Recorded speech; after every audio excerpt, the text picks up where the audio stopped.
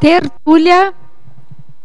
Boa tarde a todos, estamos iniciando mais uma tertúlia. Hoje é dia 4 de novembro de 2014, uma terça-feira.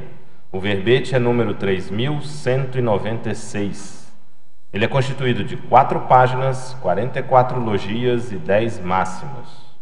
O título é Apreensão Estética, da especialidade Percussienciologia, e vai ser aqui defendido pela verbetógrafa veterana, professora Fabiana Cerato.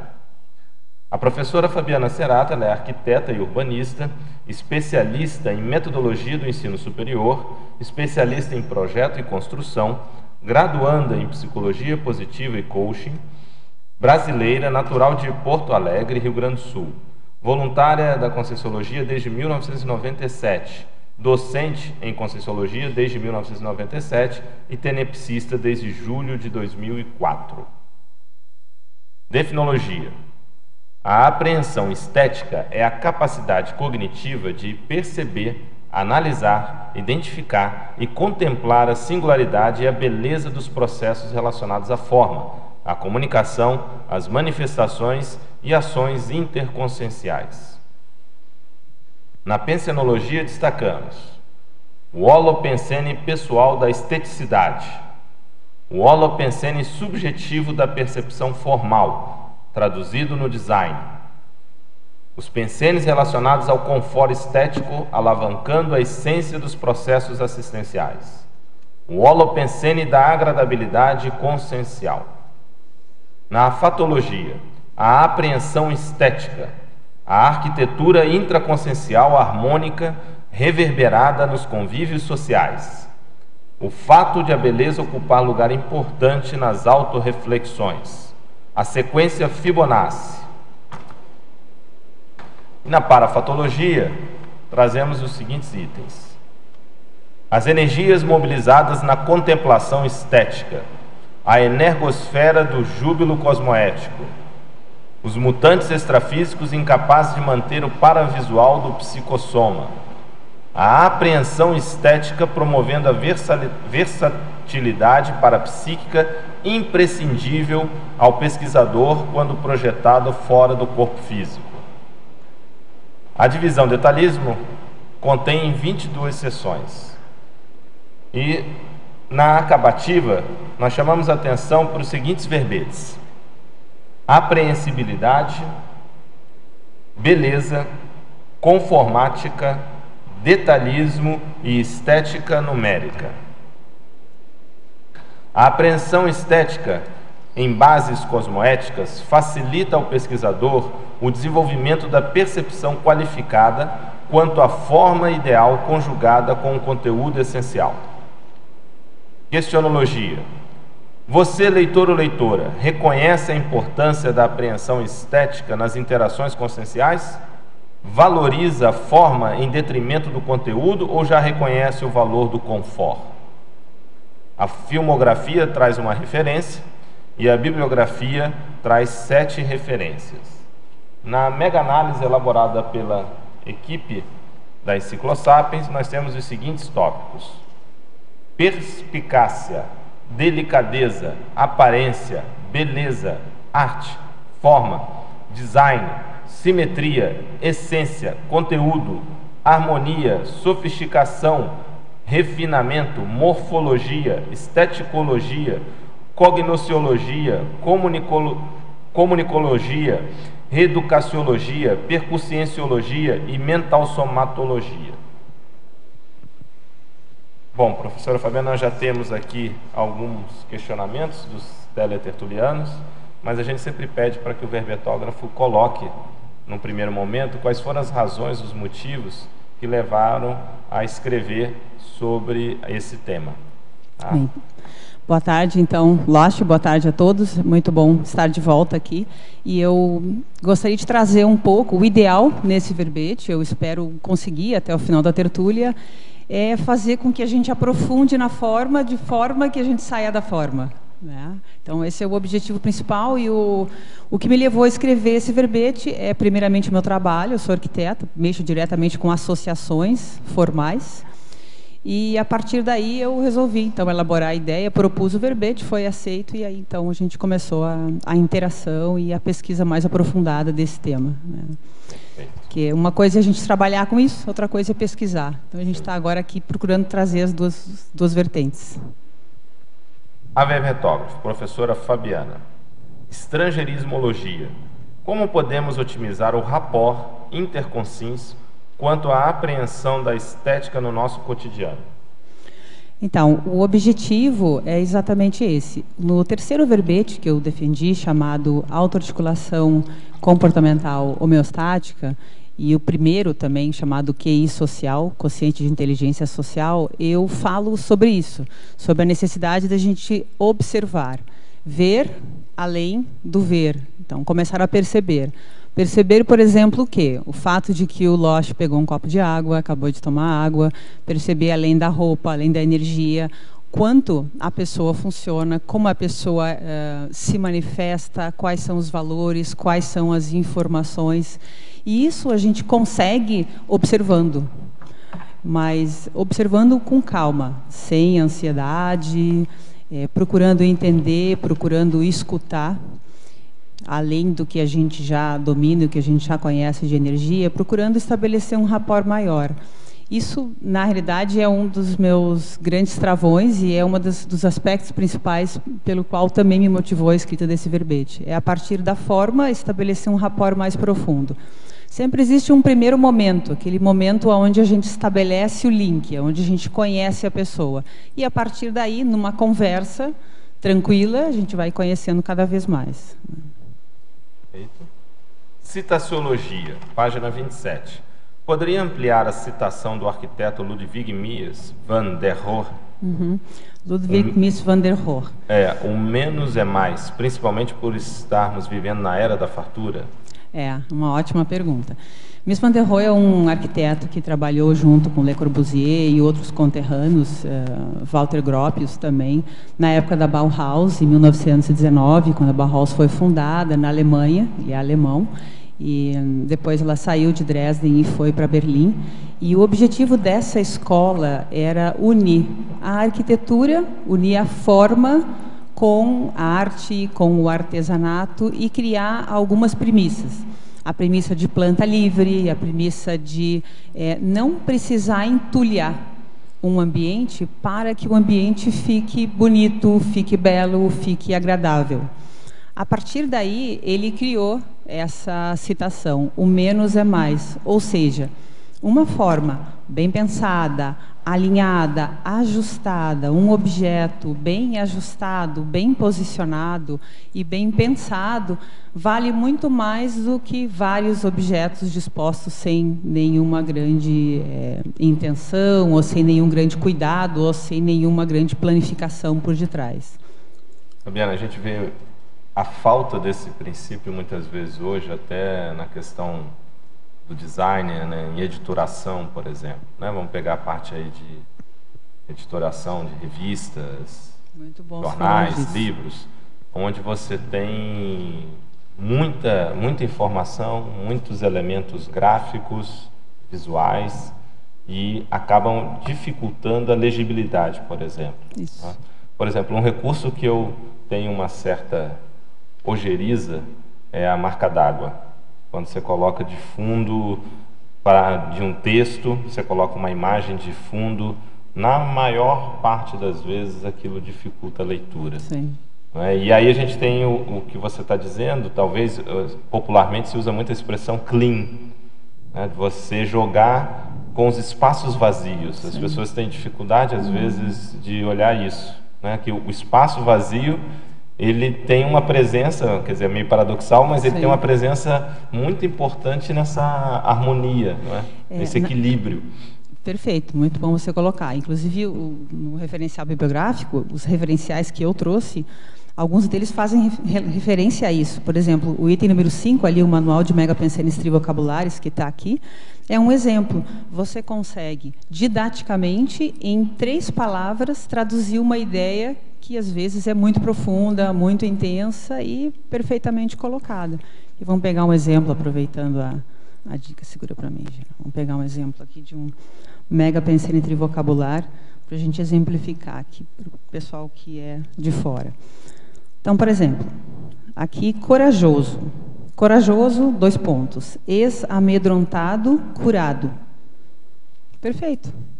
Explicou o que é uma pessoa corajosa, né? Então, simples, objetivo, direto.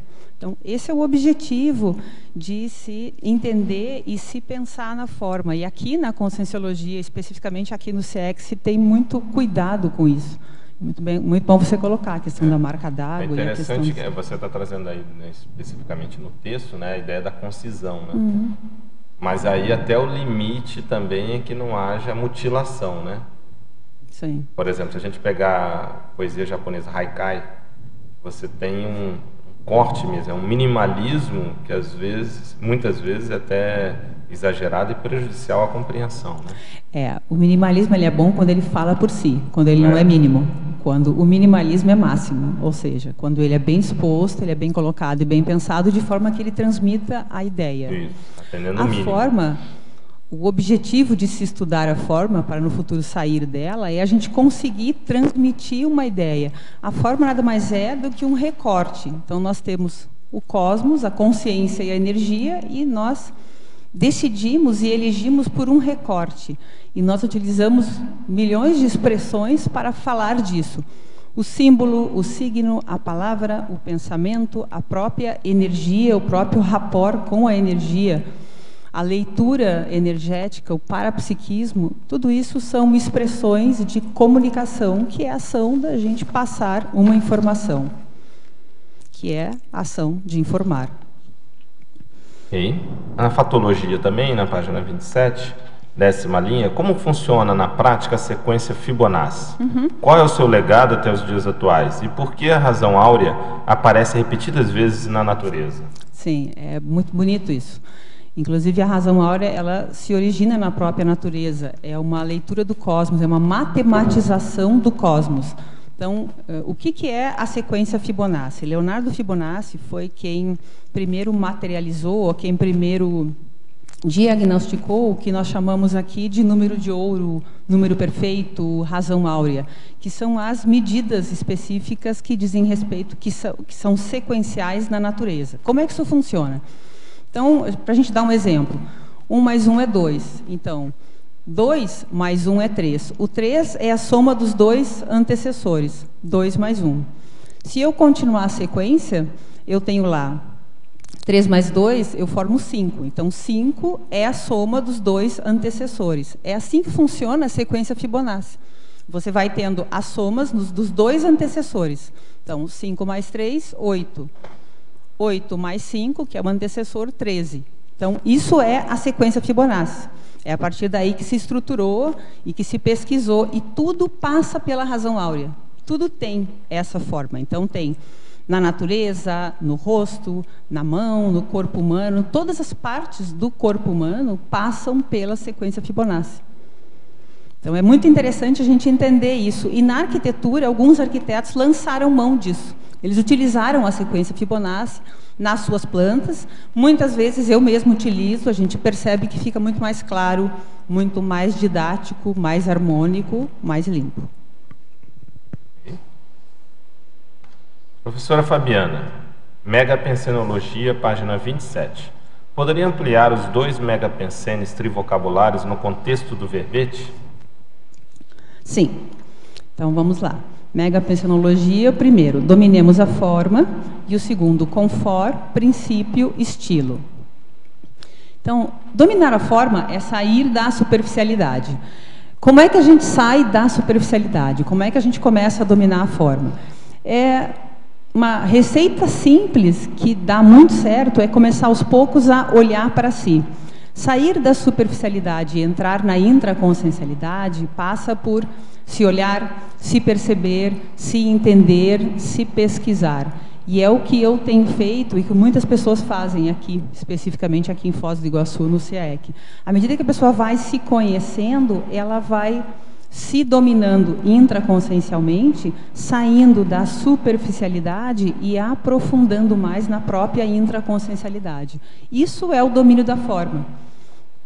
Para dominar a forma, a gente, aos poucos, vai estudando e saindo dela, né?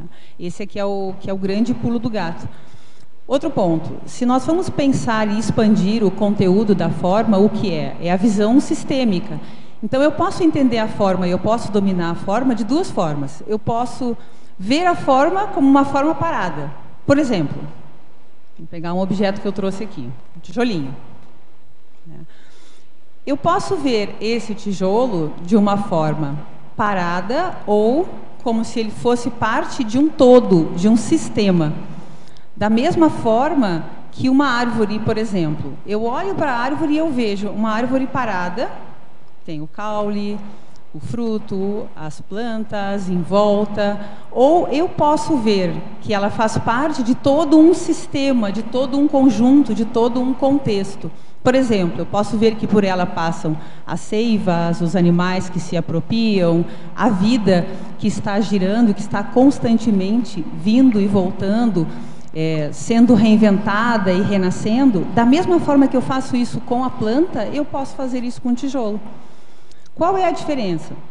A diferença é que o objeto, ele sempre passa pelo seu apropriador. Então, nós tivemos agora, domingo passado, participei de alguns debates, a Semana da Holotecnologia. E o que o pessoal trouxe foi exatamente isso. A realidade, ela existe, independente de nós apropriarmos ou não. Nós podemos nos apropriar da realidade de forma mais tímida ou de forma mais específica, mais complexa. Como é que a pessoa se apropria de uma realidade? Quando ela começa a ver as interações. Então, a interação dela com o objeto é mais do que o simples objeto. É o que a pessoa faz, o que ela pensa a respeito, o que ela entende, como ela coloca, como ela utiliza isso na prática. Essa é a relação que eu gostaria de estar passando na tertúlia de hoje, que é uma visão mais sistêmica. Então, por um lado, é olhar a forma com detalhe. É olhar aquele detalhe e daquele detalhe eu consigo extrair o que é importante, o que é significativo para me ajudar num rapport interconsciencial. E, além disso, abstrair e depois sair desse detalhe para conseguir expandir e ter um cotejo e um confronto de visões diferentes. Perfeito. Pensenologia, página 27, quarta linha. Poderia exemplificar os pensenes relacionados ao confort estético, alavancando a essência dos processos assistenciais? Sim. O confort estético, então o confort é o conteúdo e a forma, nós demos exemplo agora aqui no início, é quando a gente presta atenção na essência e na forma. Para sairmos da superficialidade, a gente precisa olhar o conteúdo e a essência. E esse hábito de olhar a essência e olhar o conteúdo é um hábito que requer que a pessoa ela mude de sinapse, ela adquira uma outra forma de perceber o mundo. Entrar no confort estético é ir além da forma, é ir além de um simples objeto. Por exemplo, em uma dança, eu estou vendo as pessoas dançarem, eu estou vendo um grupo de dança que se apresenta. Eu posso ver a dança, a própria dança, de uma forma estética, ou seja, somente apreciando, ou eu posso ir além, buscando quem faz, qual é a relação daquelas pessoas, o que elas querem dizer, qual é a mensagem que está por trás. Aí eu lanço mão de todos os requisitos da forma.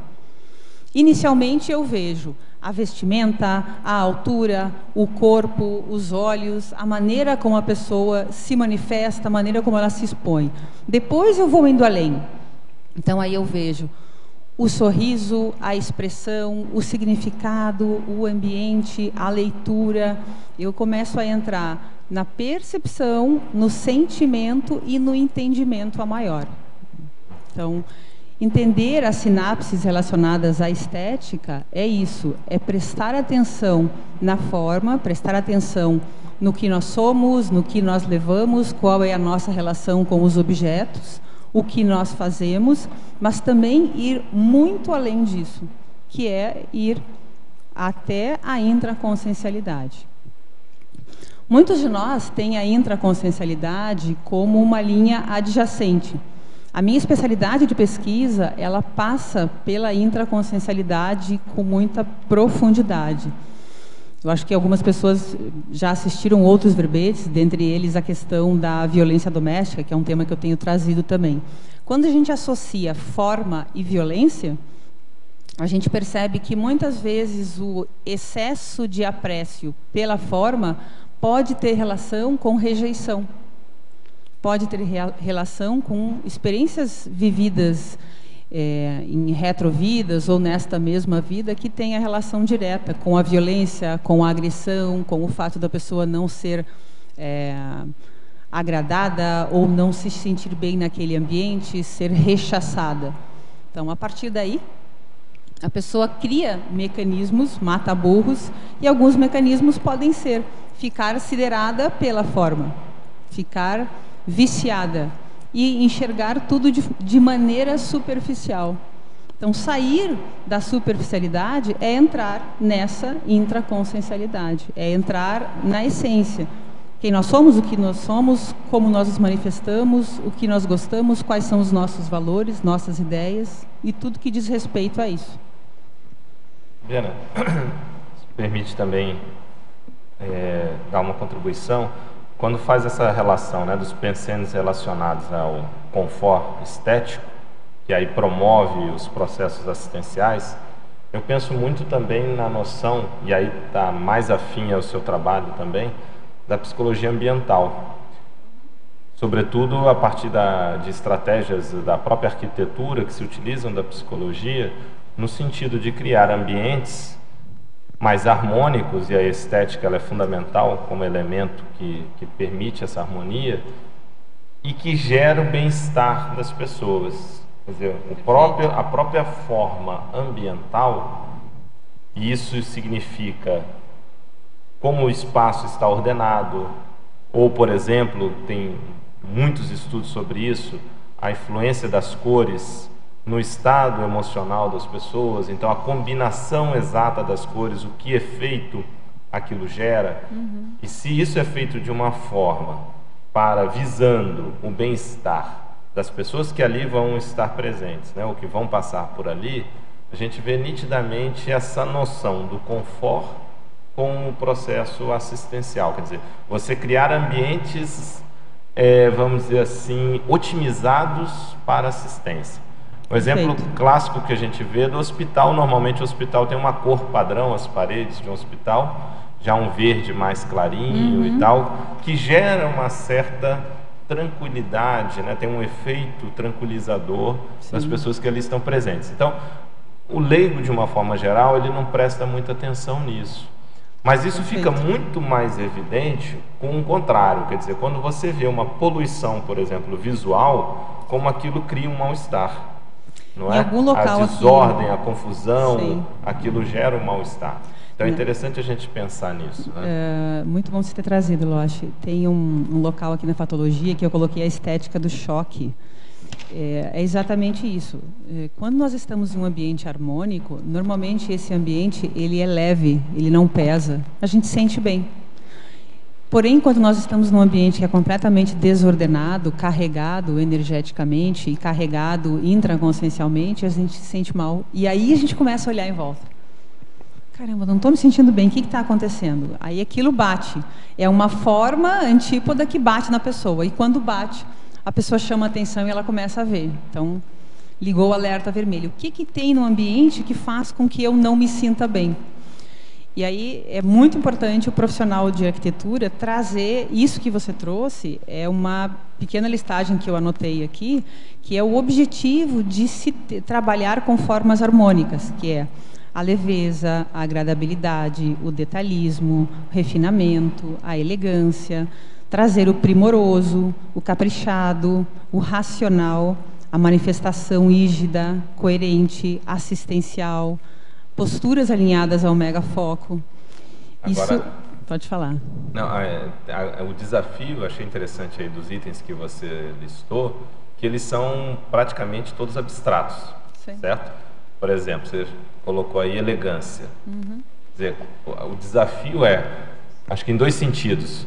Na hora que você vai construir algo, seja um espaço, seja uma roupa, seja o que for, como traduzir isso? Quer dizer, você parte do conceito abstrato de elegância para transformar ele e torná-lo concreto.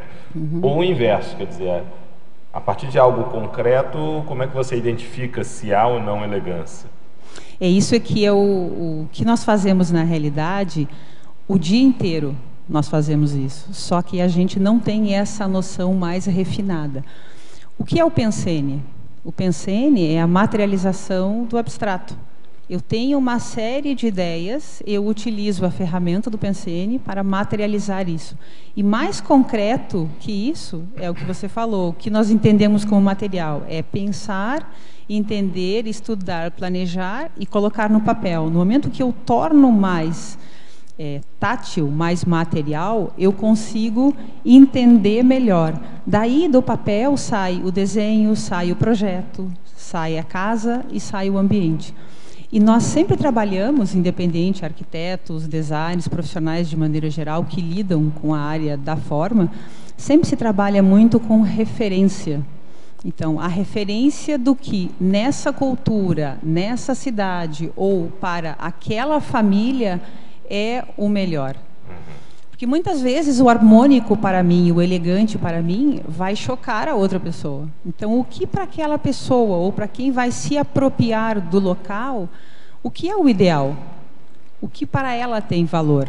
Eu mencionei, eu acho que no primeiro verbete que eu defendi, uma das primeiras casas que eu fiz aqui em Foz, logo que eu cheguei, o proprietário ficou muito contente, eu fiz com muito esmero, com muito carinho, e no final ele me disse assim, olha, a casa está muito bonita, só que quem escolheu as cores foi meu filhinho de 5 anos, e ele quer amarelo canário com vermelho sangue. E ele queria aquelas cores. Para ele, aquilo era uma condecoração, uma chancela, uma representação. Quando ele falou, eu dei um passo para trás, né? Eu falei, caramba, se faz com tanto carinho, pinta com amarelo, canário e vermelho sangue, né? Mas é por aí. Por quê? Porque para aquele grupo, para aquela pessoa, aquilo tem valor. Então, o papel do arquiteto e do profissional que lida com a forma também é fazer isso. É poder abstrair do outro o que ele gostaria e conseguir materializar isso dentro dos limites. Né? Claro que existem limites. Mas agora você levanta uma questão interessante. Né? Você abordou esse aspecto dos parâmetros particulares, que a gente pode até falar numa escala maior, por exemplo, culturais. Né? O que é belo numa cultura pode não ser belo numa outra. Mas aí vem a questão, existiriam parâmetros universais de beleza? Ou seja, que seriam independentes de uma cultura ou de grupo? Foi a partir daí, Loche, que a razão áurea começou a se estruturar. E a partir daí que alguns arquitetos, e inclusive eu coloquei o Le Corbusier aqui na fatologia, que foi quem inspirou o nosso conhecido Oscar Niemeyer, né, junto com Mies van der Rohe e outros arquitetos, é a partir daí que eles começaram a lançar mão dos sistemas da natureza. Né, a partir da identificação de Leonardo Fibonacci. Então, como essas medidas estão na natureza e são harmônicas, e a natureza, inquestionavelmente, mesmo chovendo como está chovendo hoje, não deixa de ser harmônico, não deixa de ser bonito, não deixa de ser belo. Então, poxa, se a natureza é bonita, é bela e traz harmonia, as medidas que estão na natureza precisam de serem implantadas no nosso sistema e no nosso dia a dia. É a partir daí que se aproxima de um entendimento de uma forma universal. Né? É a partir daí que a razão áurea tem aí todo um valor até hoje. Perfeito. São questões... Por isso que se chama de número de ouro, né? Que é o número da natureza. Eu me lembrei aqui também que já foi feita pesquisa sobre a beleza, o que as pessoas achavam de rostos bonitos, quais seriam os rostos mais bonitos.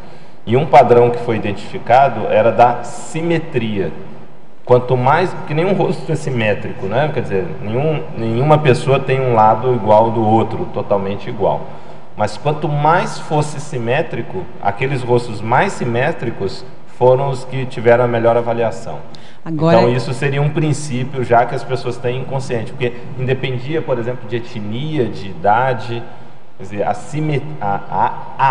espaço, simetria, e não a assimetria, sim, a simetria, perfeito. ela talvez um dos princípios universais. Agora, perfeito, agora eu vou explorar isso um pouco mais. Apesar da natureza não ser simétrica. Aí é um pouco paradoxal com o que você falou. Ela traz harmonia, mas ela não é simétrica, né? Na realidade, a folha, ela tem o seu nível de simetria. Se nós pegarmos os objetos independentes, eles têm um nível de simetria. Mas a composição de todos eles é que não é exatamente simétrica como nós entendemos a simetria. Agora, vamos explorar mais o que você acabou de falar. Por exemplo, se nós vivêssemos em um planeta onde a simetria não fosse um valor, onde os nossos rostos não fossem simétricos, aonde vamos extrapolar aqui parapsiquicamente, um outro planeta, uma outra galáxia, aonde a simetria não fosse tão chancelada, em vez de 2 olhos, tivessem pessoas com 3, com 5, em vez de 5 dedos, pessoas com níveis de assimetria completamente diferente do que nós entendemos e temos como referencial aqui. Será que a beleza estaria também associada à simetria? A espaço-simetria? É algo para se perguntar e questionar. Em princípio, talvez sim, ou não, né? Mas se nós pensarmos, explorarmos mais, nós entendemos a forma a partir de referenciais. Nós sabemos que o sinuoso dá certo, o sinuoso ele funciona, as curvas femininas são sinuosas, a energia sinuosa ela funciona melhor, tanto que nos ambientes para que nós evitarmos acidentes e as questões de projeto aqui da própria Conscienciologia, busca-se muito a sinuosidade, a natureza. Mas e será que, extrapolando tudo isso que nós temos como referencial, se nós tivéssemos um referencial completamente diferente, como nós iríamos entender a beleza? E aí, indo um pouco mais, o que é a beleza? A beleza nós entendemos em princípio por forma, nós gastamos fortunas com bolsas novas, celulares e carros, isso. Muitas pessoas utilizam a beleza como uma ferramenta de defesa. Elas expõem a beleza para não interagir, deixa a beleza falar, né? Isso acontece muito no caso dos artistas de televisão. Eles vivem e transmitem isso. Então, para eles, o referencial é o que eles aparentam. Então, a pessoa vive esse referencial e ela não sabe mais quem ela é. Então, o que seria a beleza? Eu entendo que a beleza, ela passa, além das palavras que eu li, por um outro grupinho de palavras que eu vou ler aqui, que tem a ver com a sensação de agradabilidade, mas que também passa por cerne, essência, fulcro, individualidade, indecomponível, matriz da intencionalidade, origem, primo conceptáculo, psique, suprassumo, verpom inicial, voragem e por aí vai. São palavras que dizem respeito à intraconsciencialidade, à essência da pessoa. Então, se entender, se ver como pessoa, é ser belo. Porque a pessoa consegue chegar no que ela é. E o que ela é muito mais do que forma, papel, caneta, pensamento, energia, mesa, cadeira, sapato, roupa e por aí vai. Nós somos muito mais do que isso. Só que a gente precisa decompor tudo isso para conseguir chegar a ter uma visão sistêmica completa, para a gente conseguir se perceber realmente. Porque a gente tem tanta forma junto, né? Estamos com tantos objetos, eu trouxe alguns exemplos de objetos aqui. Por um lado, a gente precisa entender a nossa relação com o objeto e não ver o objeto parado. Mas, por outro lado, a gente também precisa conseguir abstrair mão desses objetos e de tudo que nós somos, do nosso próprio corpo, para a gente conseguir chegar na nossa essência. Eu acho que esse é o exercício do ser humano como pessoa, para ele realmente conseguir se ver e ter o seu nível de coerência. Fatologia, página 27, 9ª linha. O que é o sistema modulor? Sim, o sistema modular, na realidade, ou modular... É modular ou modular? Não, é modulor. O sistema modulor, ele é modulor, mas é modular, né? E as duas coisas. Ele foi, na realidade, uma adaptação em cima do que nós falamos de razão áurea, Ele foi adaptado pelo arquiteto Le Corbusier, que é um arquiteto suíço, que também esteve presente na época da Bauhaus, e dessomou recentemente, foi quem inspirou Oscar Niemeyer. O arquiteto Le Corbusier, ele teve toda uma formação na Europa, especificamente na Alemanha, na Inglaterra e em países que estavam em muita ascensão em relação a novas formas e novas necessidades de manifestação. Tivemos aí uma passagem por uma Belle Époque, por um estilo diferente de arquitetura.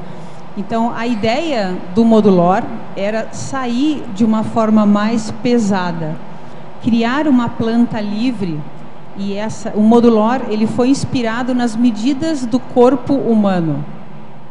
Então, existiram dois modulores, existiu o modulor azul e o vermelho. O azul, ele se inspirou nas medidas de um corpo humano de 1,75 m.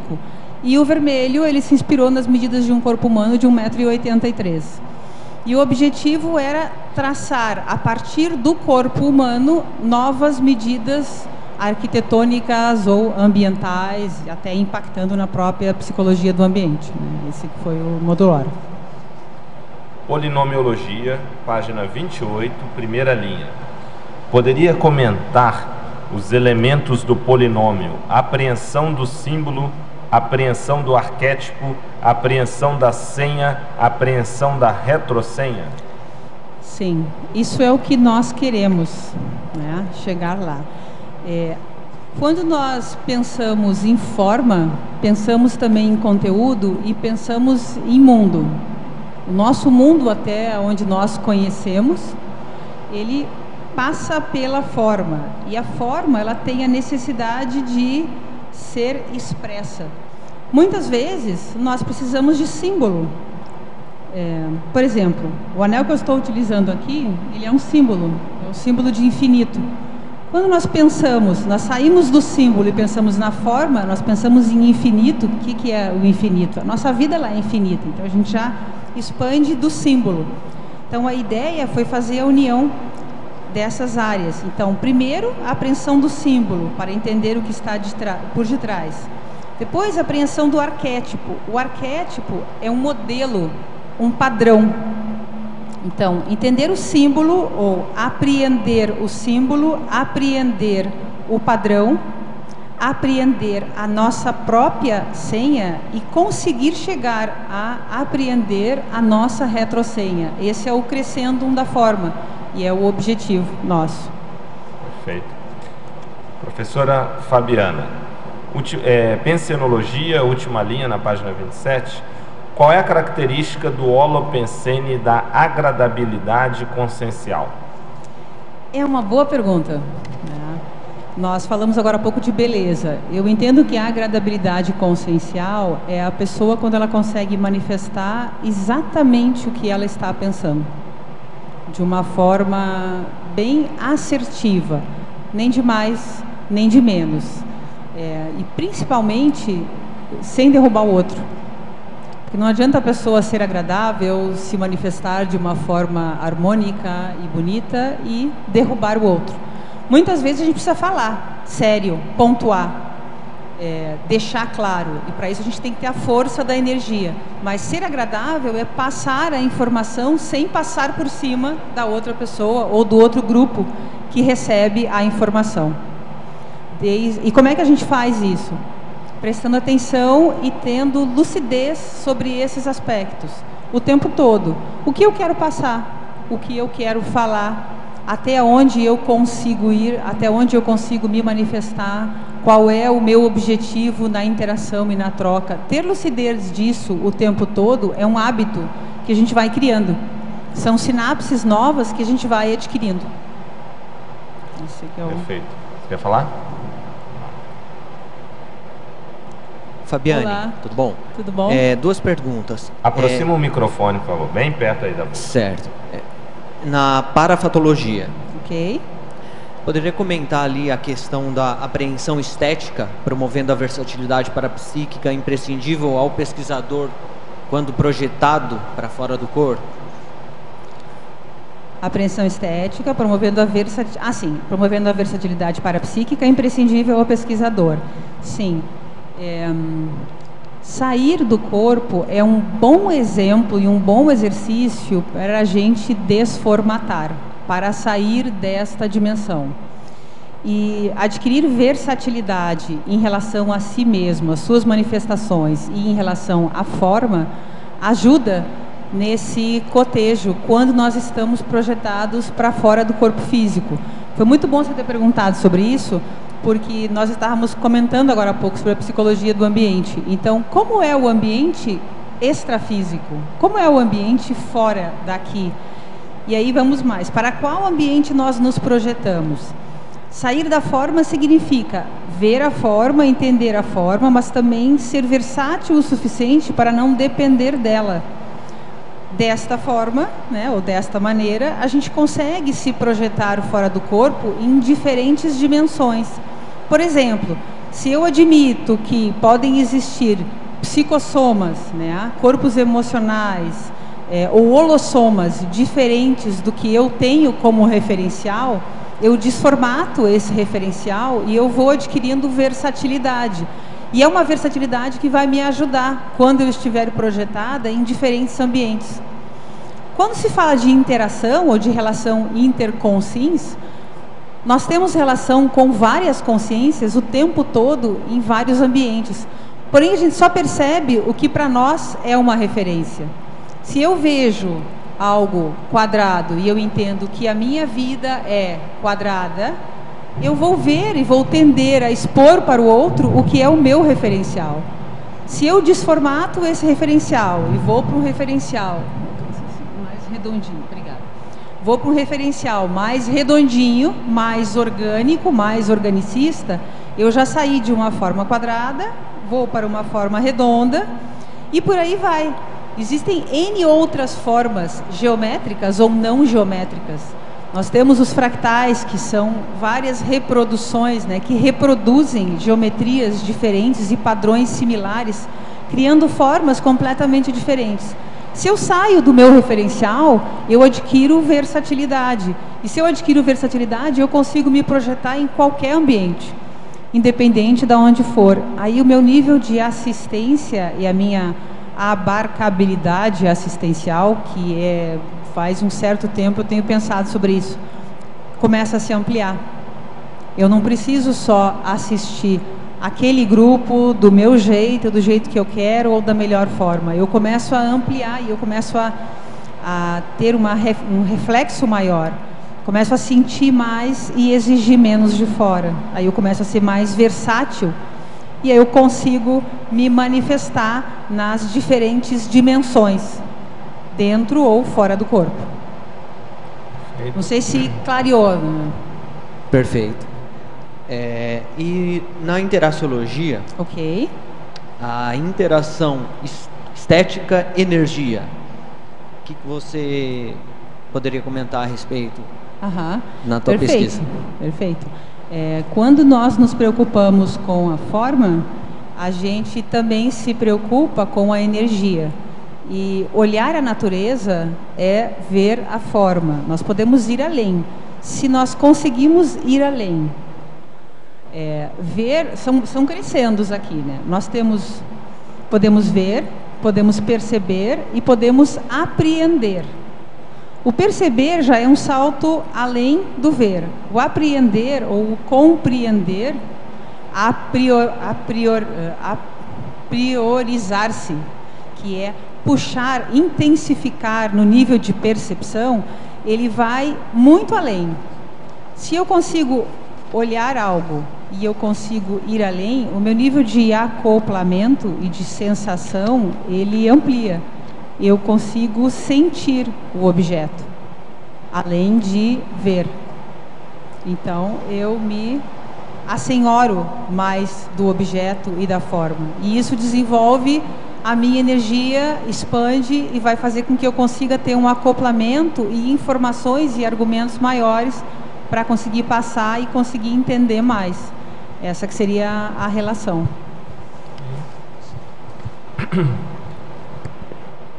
A verbetógrafo, fatologia, página 27, final da última linha. Poderia comentar sobre o olho clínico aplicado na apreensão da essência pessoal?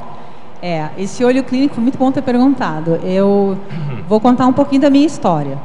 Quando eu escolhi a arquitetura como profissão, eu escolhi inicialmente porque eu tinha uma tendência a superficializar.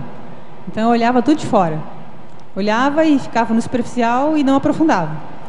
A profissão me ajudou, e as pesquisas da conscienciologia foram me ajudando aos poucos a ir aprofundando mais, a entrando mais na essência.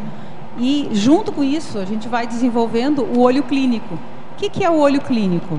Por exemplo, quando você está acostumado, você apreende em relação a ambientes e a pessoas, né? Vamos diferenciar. Um olho clínico em relação a um ambiente é assim: eu entrei no ambiente e eu vejo, é o olho de 007, eu vejo se a porta está aberta ou fechada, se ela está entreaberta, quantos centímetros, se ela está fechada, quantos centímetros, se a janela está aberta, mais para a esquerda, mais para a direita, se a tela está levantada ou baixa, se a luz está acesa completamente ou não, quais são os spots que estão acesos, o que tem de problema, quais são as características desse ambiente. Isso é o olho clínico. É poder utilizar esse olho mais técnico para ter uma visão de conjunto e poder harmonizar e qualificar mais.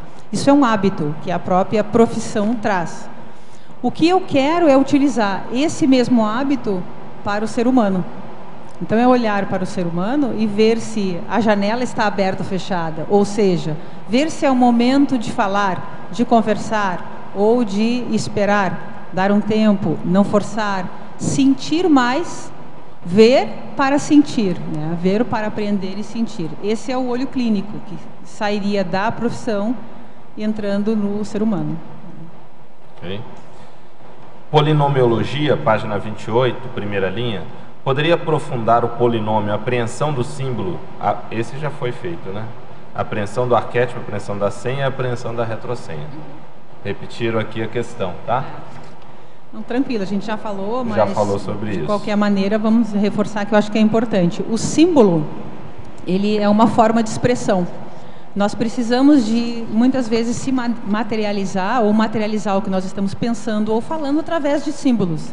Eu dei o exemplo do meu anel, mas existem N outros símbolos conhecidos, que são formas de expressão e que expressam alguma ideia, algum objetivo, alguma intenção, né? O arquétipo, ele é um modelo, ele é um padrão, que muitas vezes ele cria referência.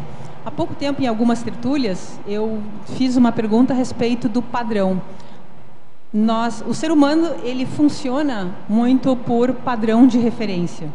Então, às vezes, quando nós não estamos harmônicos ou não estamos equilibrados, nós procuramos encontrar e buscar pessoas mais equilibradas para que a gente tenha um padrão ideal de aonde eu quero chegar. Então, o arquétipo, ele funciona como se ele fosse um padrão.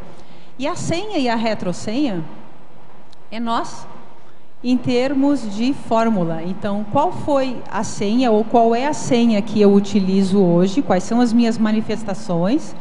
As minhas pesquisas, os meus registros gráficos, os meus registros comunicativos que eu utilizo para lançar mão e conseguir acessar a minha retrosenha. Foi daí que foi feita a união. Professora Fabiana, fatologia, página 28, primeira linha. Poderia exemplificar sobre o ideal estético qualificado a partir do ideal evolutivo? Sim. O ideal evolutivo, qual é o ideal evolutivo? Vamos pensar aqui. É a pessoa conseguir se melhorar, se qualificar como consciência. Vamos pensar o que é a evolução. A evolução é a pessoa melhorar e crescer como consciência para ela conseguir doar. Se ela não se melhora, ela não consegue se doar, não consegue interagir. Ela vai estar o tempo todo pedindo para ela. Ela vai interagir sempre querendo algo em troca. Então ela não se doa, ela não está inteira. O processo evolutivo traz isso, é esse crescendo de qualificação, de bem-estar, que a pessoa vai adquirindo. Quando ela, aos poucos, vai adquirindo mais autonomia, mais coerência e mais liberdade de atuação.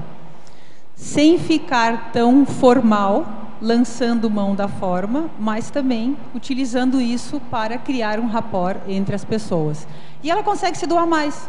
O processo evolutivo vai acontecendo, as coisas vão sendo ampliadas e automaticamente a pessoa vai se tornando mais coerente, mais autêntica.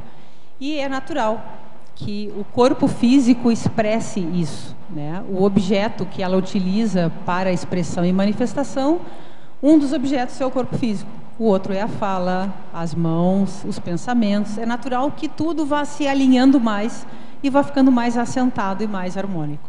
Seria uma consequência natural em termos de processo evolutivo. Ok, vamos lá. Fabiana, oi, Olá. Fabiana. Por favor, você poderia falar sobre, em pensenologia, na página 27, os pensenes relacionados ao confort estético, alavancando a essência dos processos assistenciais?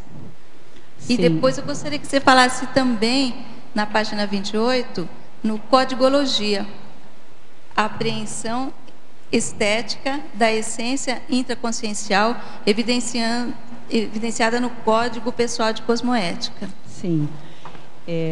Vamos lá, então. Primeiro, pensenologia. Sim. Vou localizar onde é que está. Na quarta linha. Quarta linha, tá. Os ortopensenes. Não, os pensenes relacionados ao confort estético. Ah, ok. Confort estético, conteúdo e forma estética. Era mais ou menos na linha do que nós estávamos comentando antes. À medida que eu me preocupo mais com o conteúdo e com a forma, eu vou adquirindo novas estruturas de pensamento. O que são neossinapses? São novas estruturas, novas maneiras de funcionar. Se preocupar com o conteúdo e unir o conteúdo a uma forma adequada, ou melhor, utilizar o melhor conteúdo expresso na melhor forma, vai fazer com que a pessoa se preocupe efetivamente com o que está ali, com a essência, com o conteúdo. Porque você quer demonstrar aquele conteúdo da melhor forma. Então, você vai buscar algo autêntico, melhor que você consegue dar. Então, você quer passar aquela informação e você está pensando em querer passar a informação da melhor forma. O fato de você ter essa intenção já vai criando novas sinapses. E aí são sinapses que eu chamo de sinapses estéticas relacionadas à forma. Não que a forma venha primeiro, mas que ela vai ser utilizada para passar o conteúdo. Então a união disso vai criando novas sinapses e vai nos trazendo novas maneiras de interação. Ok.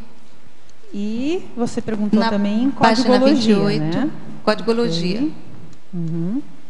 Apreensão estética da essência intraconsciencial, evidenciada no Código Pessoal de Cosmoética. Sim. Isso aqui são... Quando eu fiz esse item, eu pensei em como eu posso colocar a esteticidade, em como eu posso lançar a mão do entendimento que eu tenho da forma para conseguir tirar partido e qualificar o Código Pessoal de Cosmoética. O Código Pessoal de Cosmoética é um código pessoal intransferível, né? O ideal é que todos nós tenhamos já elaborado, ou quem não tem elaborado, considere a possibilidade de elaborar. É um código que diz respeito às nossas posturas, à forma de funcionar, à forma de trabalhar e à nossa relação, principalmente ao quanto nós sentimos e nos relacionamos com o outro. Então, quando eu fiz esse item, eu pensei nisso. O que eu posso tirar de proveito da esteticidade, que é a qualidade de mexer com a estética, e tirar proveito disso para o meu código pessoal. E aí eu coloquei no código pessoal, a cláusula que eu fiz foi o seguinte: a partir da estética, sempre procurar enxergar o outro. Sempre procurar ver o que a pessoa está tentando falar, manifestar, buscar, trazer e interagir. Aquilo que a pessoa busca trazer, para ela, naquele momento, é importante, é um referencial.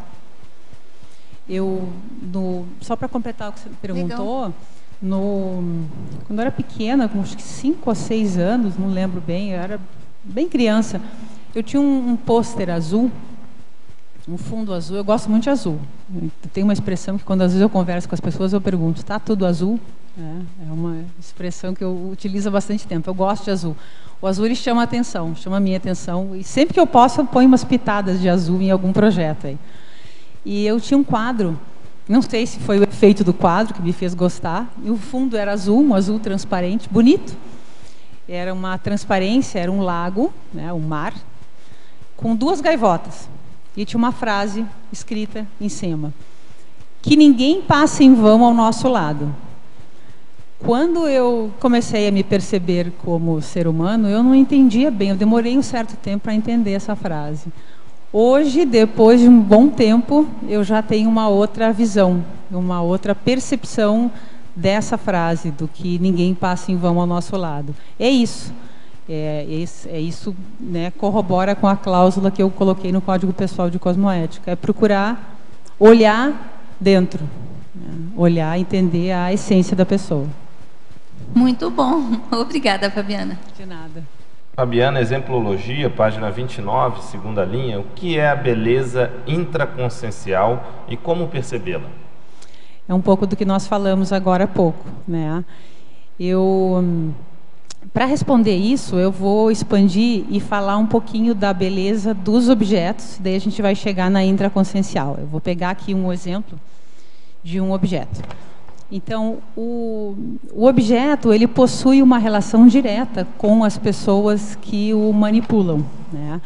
Então, eu vou trazer aqui um exemplo. Eu já mostrei essa caixinha antes, mas vou mostrar de novo. Qual é a relação dessa caixinha? Essa caixinha, ela chegou para mim como um presente de agradecimento de 2 alemães que eu conheci, que ficaram hospedados aqui em casa. Eu achei muito curioso, não só a forma da caixinha, mas pela palavra, porque merci significa obrigado em francês. No entanto, eu recebi de 2 alemães. Então, eu achei muito interessante, né? E aí eu queria aproveitar a onda da caixinha e mostrar que quando nós damos um presente, a gente pode colocar a melhor energia e também colocar o melhor invólucro. Vou dar um outro exemplo aqui agora.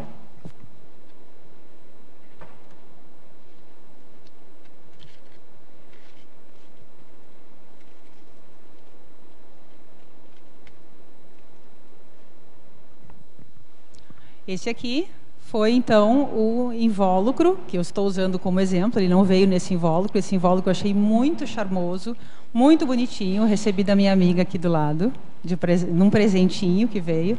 E eu achei um ótimo exemplo, porque além do presente, além da energia, ele vem com um invólucro especial, bonito. Então, é um conjunto de informações belo e bonito, que impacta. Na realidade, é um objeto. Mas é um objeto que fala por si e que impacta na realidade do outro ser humano. Então, isso é uma coisa que eu aprendi há muito pouco tempo. Eu nunca dei muito valor para presente. Hoje eu penso diferente. Porque o presente ele tem muito mais valor do que o objeto em si. Significa dizer, você é importante. Ou você fez algo que fez a diferença naquele momento da minha vida, né? Então, essa que é... Você me fez bem, exatamente, exatamente. Então, retribui com um gesto, com um carinho. Então, nós estávamos falando da intraconsciencialidade. A intraconsciencialidade é isso, agora expandindo do objeto, né? Fazer esse salto, lançar a mão do que nós entendemos que é importante e aí procurar entrar dentro e fazer a diferença. Perfeito. Teoriologia. Página 28. Quais são as principais teorias da beleza?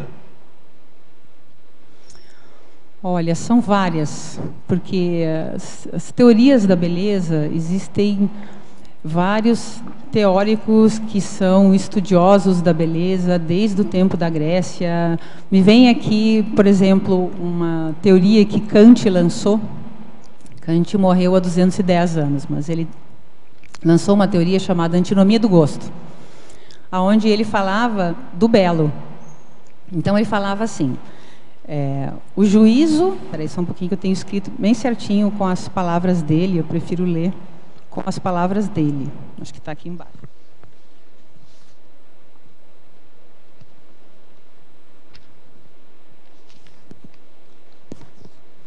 Eu não vou encontrarmos, porque eu escrevi nas folhas, mas eu vou tentar reproduzir o que as palavras dele falavam. Ele falava assim, O juízo de gosto não se funde em conceitos.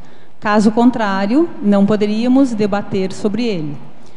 Depois ele tem uma frase muito semelhante, e ele fala assim: o juízo de gosto se funde em conceitos. Caso contrário, não poderíamos sequer pensar sobre ele. Então é antinomia por quê? Porque são antagônicos. São contradições, exatamente. Então é isso mesmo, isso é uma das tantas teorias. Ele traz o que é o gosto, o que é a flor. Então, ainda na linguagem de Kant, quando ele se refere às rosas, que também é uma outra passagem, uma outra citação dele. Todas as rosas são flores, mas nem todas as flores são rosas. Então, o belo é isso, nós entendemos o belo como algo harmônico e agradável, que nos faz bem. Mas o que nos faz bem tem muita relação com o universo intraconsciencial e individual de cada um de nós. E existem N outras teorias, muitos arquitetos conhecidos, os próprios arquitetos que eu trouxe aqui, Gropius, Mies van der Rohe, Le Corbusier, quando ele trouxe a teoria do modulor, ele embasou toda a teoria a partir de estruturas de mensuração, utilizando-se o corpo humano para isso, né? Então, teorizar sobre o belo é entender o que é e de que forma o belo impacta na vida de cada pessoa. Então, isso tem a ver com aquilo que a gente estava discutindo ainda há pouco, se haveria as universais da estética, né? Se alguns princípios universais que serviriam para qualquer contexto, né? Quando Leonardo Fibonacci trouxe a razão áurea e o número de ouro, ele se utilizou da natureza por isso. Ele falava, olha, esse conteúdo, essas mensurações, essa medida, ela é universal, porque ela está na natureza. Claro que é a natureza que nós conhecemos, que nós temos como referencial. Em outros planetas e outras galáxias, pode ser que a natureza seja diferente. Isso aí me remete também a gente pensar, você também deve ter ideia sobre isso, a influência do Zeitgeist no padrão de beleza. Perfeito. Quer dizer, aquilo que era belo numa época, numa outra pode não ser e vice-versa. A gente vê muito isso, por exemplo, isso é muito discutido na estética feminina dos corpos, né, dos corpos femininos, que antes, ou num determinado período, a mulher bonita era aquela mulher que hoje para a gente seria com sobrepeso, estaria acima do peso. Não é? E você tem uma outra estética hoje que é uma mulher um pouco mais magra. Então, o Zeitgeist influindo muito nisso daí também, né? Perfeito, perfeito. Na realidade, eu acho que a beleza, ela vai sendo modificada, vai sendo alterada de acordo com o grupo que nós vivemos. O grupo, ele também puxa. Por exemplo, para determinada, expandindo um pouco o que você falou e falando agora aqui de família. Cada família tem o seu padrão de beleza, tem o seu padrão de bem-estar. O próprio grupo reverbera ou faz com que a pessoa reverbere nele o que é importante para ele. Então, por exemplo, eu tenho um amigo que eu conheci há um certo tempo e me chama a atenção que a família dele utiliza muito o aspecto diminutivo. Então, quando eles querem trocar afeto e carícia, eles utilizam o diminutivo. Joãozinho, Mariazinha, Pedrinho, Robertinho. Aquilo para eles é uma forma de beleza, é uma forma de afeto, de carinho, né? Então, cada núcleo familiar, além do próprio Zeitgeist, tem as suas questões, o seu aspecto individual, específico, característico daquele grupo. Quando a gente procura entender o grupo é trazer tudo que para esse grupo é importante. Reforçando o que você está falando, quer dizer, a gente pode pegar os aspectos étnicos, né? Como a gente já abordou ainda há pouco. Por exemplo, dentro da antropologia, você tem determinadas tribos, até na própria África, onde as mulheres colocam aquelas argolas, ainda criança, para poder o pescoço ficar aquele pescoço de girafa, né? Ditas mulheres girafas, né? E aquilo seria um padrão de beleza dentro daquela cultura. Quer dizer, a mulher com aquele pescoção enorme, que aquilo era um absurdo, depois ela nunca vai poder tirar aquilo, senão ela morre, né? O pescoço não sustenta a cabeça. E aquilo é um padrão de beleza. Sim. Você tinha, até a gente pode associar algumas condições, isso aí como idiotismo cultural, quer dizer, a beleza e o idiotismo cultural. Você tinha, por exemplo, muito forte na China, até não muito tempo atrás, até recentemente, a questão do pé pequeno. E havia verdadeiras mutilações em relação ao pé, deformidades que acabavam gerando, em função de você espremer o pé para que não deixasse o pé crescer muito, porque isso era um sinal de beleza dentro da cultura chinesa. Então, é muito interessante a gente ver por esse lado também, quando ultrapassa da conta e aquilo que é beleza, na verdade, pode ser algo patológico. Sim. E a patologia e a beleza, elas estão diretamente relacionadas com a percepção. O quanto eu percebo de patologia e o quanto eu percebo de beleza. Pode ser patológico e pode ser belo, mas também passa pelo fato da pessoa identificar e perceber. Porque nós passamos o tempo todo recortando, né, apreendendo o cosmos, apreendendo o universo e tentando separar o joio do trigo, o que presta do que não presta. Na realidade, o errado e o certo, eles são partes de um único todo. A gente delimita o certo e o errado, porque o ideal é que, em termos de beleza, se consiga o harmônico, e o harmônico tem a ver com o certo. Mas o certo, ele tem o errado, ou ele teve o errado dentro dele, e vice-versa. O que significa isso? Que eu posso perceber, se a minha percussiência perceptiva ela vai além, eu consigo identificar mais profundamente o que aquela pessoa ou aquele ambiente me fala. E a partir daí eu consigo ter as melhores interações ou sair dele. Mas você vê como é que isso é delicado, né? Por exemplo, de uma forma geral, as pessoas acham muito belo o bonsai, certo? Perfeito. Que na verdade, dentro da botânica, é uma mutilação. É uma mutilação. É uma mutilação. Mas é referência de beleza, não é? O bonsai. E isso seria patológico. Sim. Do ponto de vista da planta, isso é totalmente negativo. Então, olha a delicadeza, né, literalmente aí, é complicado desse processo. Perfeito. Né? Só para contribuir um pouquinho, o Max Benzi, ele tem uma das teorias dele, a teoria da estética do feio. Então, não é só a beleza que tem estética. A apreensão da fealdade. Também, o feio também tem estética. Né? Então, isso é interessante também para dissociar a beleza, a estética da beleza. Eu acho isso bem interessante. Então, isso tem a ver Perfeito. com a próxima pergunta, bem dentro disso aí que a Rosa levantou, que eu acho que é interessante a gente discutir. Na binomiologia, página 28, primeira linha, há diferença entre a percepção da beleza e a percepção da esteticidade? Beleza e estética possuem o mesmo significado no seu verbete? Sim e não. Vamos lá, então. A esteticidade, que era o título anterior desse verbete, né, e depois passou a ser a apreensão estética, ou a apreensibilidade estética, a diferença é que, quando se fala de esteticidade, nós pensamos na pessoa, na essência inteira, harmônica, completa. Aprender a esteticidade é aprender no completo, é sentir a pessoa como um todo. Esteticidade é como se eu passasse o fel da balança, né, ou um raio axial inteiro, aonde eu pegasse desde a forma como a pessoa se manifesta, o que ela expõe, toda a sua essência, perfeito. Então, a esteticidade significa a harmonia máxima.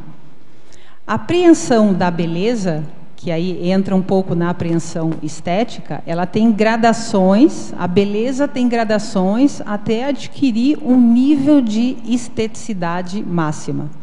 Então, tem uma beleza do objeto, como nós trouxemos, a beleza do exemplo do corpo humano, como o Losch trouxe, e outras formas de beleza que nós conhecemos, a própria beleza da feiura que a Rosa trouxe.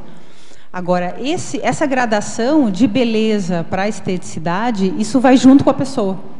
À medida que ela vai se desenvolvendo como consciência, ela consegue apreender a beleza até chegar a apreender o crescendo da esteticidade, que é a informação completa, inteira. Então, mas você está dizendo que a esteticidade, vê se é isso, é uma propriedade que, na verdade, depende de elementos externos. Por exemplo, se eu estou olhando este objeto, eu posso considerá-lo estético ou não, mas existem, então, elementos dele, mas existem elementos meus para que se chegue numa condição dessa. Sim, é isso aí. É igual a noção de valor, né? Por exemplo, o valor, se eu pego um metal, né? um metal específico, ele tem características deles, então são do objeto, por exemplo, o brilho, a densidade dele, mas existe também o valor que eu dou para aquilo. Sim. Tem então, um ditado, tem um ditado que eu acho que clareia muito isso. Sabe aquele ditado? Quem ama o feio, bonito lhe parece? Sim. É assim, a esteticidade é como é que a pessoa apreende. Mas na verdade. A esteticidade, não, desculpa, a apreensibilidade é como a pessoa apreende a estética. Sim, mas a gente pode entender isso como uma distorção cognitiva, né? Não, perceptiva, no caso. Sim, tem a distorção perceptiva. Pode haver uma distorção perceptiva. Mas o que eu quero enfatizar nesse caso é a perfeita harmonia da pessoa. Só que para chegar nessa harmonia, ela passou pelos objetos, Loche. Ela é o resultado de todos os objetos. Ela é o resultado de tudo. Não, é que você está falando da pessoa, mas, por exemplo, a gente pode estar fazendo uma avaliação estética ou da beleza de um ambiente. Ok. Certo? Não especificamente da pessoa. Agora, claro que quem avalia, o avaliador sempre é uma consciência. Sim. Então, existe o objeto avaliado, existe o avaliador. Quem atribui o valor sempre é a consciência. Por exemplo, vamos pegar isso que a Rosa trouxe. Dificilmente você vai achar, só para a gente ter, que existem algumas noções que elas são possivelmente universais, como a gente estava falando. Um banguela bonito. Normalmente, independente da cultura, você pode admitir aquele banguela, mas o cara sorri e está faltando um dente, aquilo geralmente não é agradável. Então você pode caracterizá-lo como feiura, como algo feio. E aí essa noção de belo e a noção de estética. Sim, eu nunca vi alguém achar o banguela bonito. Não Sim, existe. Mas o meu objetivo está corretíssimo. Então, o meu objetivo aqui é fazer com que, claro, dentro dos possíveis limites, a gente consiga expandir. Sem dúvida, não é agradável. Você falou do espectro, né? Isso. Se a gente fala de noções de agradabilidade, né, que era o que o Kant estava trazendo também, existem limites para o agradável. Agora, eu volto ao que eu falei no início. Se nós vivêssemos em uma comunidade onde o banguelismo fosse uma legislação, ou todos fossem assim, quem tem todos os dentes da boca ia ser uma pessoa que ia chamar a atenção e não ia ser agradável nesse contexto. Você poderia até ver isso, mas a gente pode pensar também considerando extrafisicamente. Não existem padrões que a gente considera que seriam não só da dimensão física, mas da dimensão extrafísica, e que você associa com consciências mais evoluídas. Quer ver um exemplo? Sim. A forma circular. Esférica, que é a mais... Perfeito. Então, a forma esférica, se você considerar, por exemplo, uma consciência livre, que aí ela já não se manifesta com o corpo, quer dizer, um único corpo seria o mental soma, ele é esférico, a ideia do esférico. Mas olha só, Loche, posso falar um pouquinho? É assim, ó, a esfera, desde Platão, lá de trás, que a esfera é considerada a perfeição, né, o símbolo da perfeição. E a associação que eu acho que fizeram e fazem é a simetria perfeita, ela é simétrica em todos os eixos. Só que tem uma pesquisa que mostra, por exemplo, a simetria perfeita de um rosto não é o que mais agrada, o que é mais considerado estético pela população. Não. Eu falei isso aqui ainda há pouco, você ainda não tinha chegado. A pesquisa que eu vi é que os rostos que foram considerados mais bonitos eram justamente os mais simétricos. Não, existe uma medida que é de proporção. Agora, se você... É outro princípio. Tem uma pesquisa que a pessoa faz assim, ó, ela corta ao meio o rosto e replica do outro lado. De um lado, do direito replicado, do esquerdo replicado. E aí geram, né, rostos ou extremamente, como que eu vou dizer, sem graça, patéticos, assim, sabe? E não é o que as pessoas preferem. Porque tem que ter um mínimo de simetria, mas não pode ter simetria perfeita. Eu estou falando da simetria perfeita. Igualzinho não pode isso ter. É o espectro. Não, isso seria impossível. Não existe do ponto de vista... É possível do ponto de vista técnico, se você sim, rebater. Construir. Mas, entendeu? Então, quando ele replica... as pessoas não preferem aquele replicado. Não, isso não bate com a pesquisa que eu vi. Na pesquisa que você viu está correta, lógico, eu também vi. É que assim, o mais simétrico possível dentro das proporções. Que aí é outro critério. Que é outro critério, mas dentro das proporções é o que é considerado o mais bonito. Sim. Mesmo aquele mais simétrico tem uma pequena assimetria, porque se tiver total simetria, já fica um rosto enfadonho, bobo, entendeu? Então é isso que eu vi lá na pesquisa. Perfeito, isso aí. Não, é exatamente essa a gradação de espectro. Se for perfeito demais, não funciona. Agora, o que eu acho, eu não estudei, não conheço a teoria que você trouxe, né, da beleza no feio. Estética do feio. Quer dizer, aí tem que ter muito claro qual é a noção, o conceito de estética e o conceito de beleza e de feiura. É que quando se fala de beleza... Muitas vezes é usada como sinônimo, né? Na realidade, a beleza a gente associa com a agradabilidade. Agora, a estética do feio tem que ser a estética subvertida do ponto de vista dele. Se nós pensarmos em estética do feio, a gente precisa conseguir analisar e se colocar no lugar da pessoa e conseguir pensar e entender a forma de pensamento daquela pessoa para achar aquilo belo, bonito, agradável aos olhos dele. Eu já fiz projetos maravilhosos com níveis de percussiência muito bom e mostrar para algumas pessoas que elas acharam extremamente falho. E aí, para elas, o importante era que o ambiente estivesse extremamente carregado, com bastante objeto, com cores bem fortes, bem intensas. O famoso cheguei. Exatamente, o famoso cheguei. Para aquela pessoa, aquilo é lindo. É a noção dela.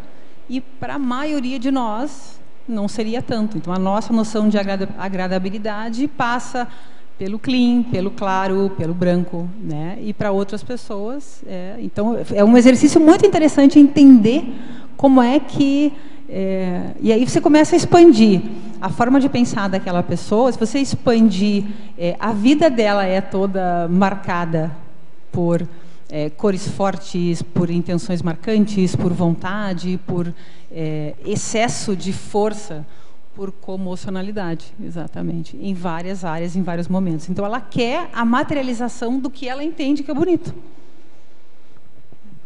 Fabiana, na página 27, Fatologia, na quarta linha de cima para baixo, eu gostaria que você comentasse o fato de a beleza ocupar lugar importante nas autorreflexões. Sim. Obrigada, Mércia. Essa tertúlia é um exemplo, né? A gente procurar pensar mais sobre a forma, o belo, né? E pensar para sair dela, porque se nós não pensarmos, a gente fica vendida, né? A gente está o tempo todo trocando e comprando para satisfazer necessidades intraconscienciais, pessoais. Em tudo, em termos de beleza, em termos de forma, há um limite, né? Nem tanto ao céu, nem tanto à terra, nem tão 0, nem 100. Mas o meio termo, o espectro, a gradação. O objetivo dessa tertúlia, dentro do que a gente está trazendo aqui, é isso. É essa gradação fina entre o conteúdo, a forma e entender o quanto nós nos assenhoramos e o quanto nós precisamos de comprar objetos ou de lidar com os objetos até determinada gradação. Não precisa de eu ter um helicóptero, não precisa de eu ter um computador ultra, super plus para me sentir completa como consciência e como pessoa. Mas, por outro lado, se eu for me manifestar, é interessante que quando eu estiver conversando, eu procure escolher a melhor forma e o melhor momento de falar. Então, existem níveis, necessidades mínimas e máximas, assim como nós falamos de feiura e de beleza, existe uma gradação. Eu acho que chegar na intraconsciencialidade, chegar na essência, é entender essa gradação que eu estou buscando já há um bom tempo, né? E eu acho que a gente ainda vai aí uma vida inteira para entender mesmo qual é a palavra ideal, o parapsiquismo, a energia ideal, o que tem que realmente ser manifestado, o que tem que ser falado, não pode deixar de ser falado, qual é a melhor forma de interação, de passar a informação, a linguagem de todos os objetos, né? O corpo, o livro, as palavras, o universo, o sistema, as plantas, as folhas, a luz, a eletricidade, tudo isso são formas e são objetos intrafísicos e extrafísicos que a consciência lança mão para se manifestar, né? Então, cabe a ela saber utilizar detalhadamente cada objeto e cada material, para não ficar vendida, mas também para não deixar de utilizar. Porque se a gente deixa de utilizar, a gente entra na apagalogia, né? A pessoa fica apagada. Se ela utiliza demais, ela chama atenção demais, né? E palavras demais cansam, palavras de menos não passam a informação, né? A forma ideal é aquela que você pode utilizar no conteúdo ideal. Mas qual é o conteúdo ideal? Qual é a maneira de passar? Então, tudo isso, esse raciocínio um pouco filosófico, né? Mas que eu acho que é necessário, que a intenção aí é expandir um pouco, é para fazer com que a gente consiga lançar mão da melhor intraconsciencialidade possível, né? Professora Fabiana, Parafatologia, página 28, segunda linha. Poderia expandir a energosfera do júbilo cosmoético em relação ao título do verbete?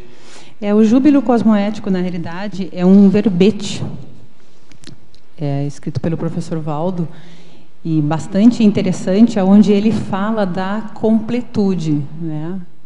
Júbilo cosmoético é essa completude inteira como pessoa, como consciência, a pessoa adquirindo o seu jubileu da autopesquisa, o jubileu da intraconsciencialidade. E a energia disso reverbera no bem-estar da pessoa ou das pessoas que atingem essa condição. E o objetivo foi chamar a atenção para isso.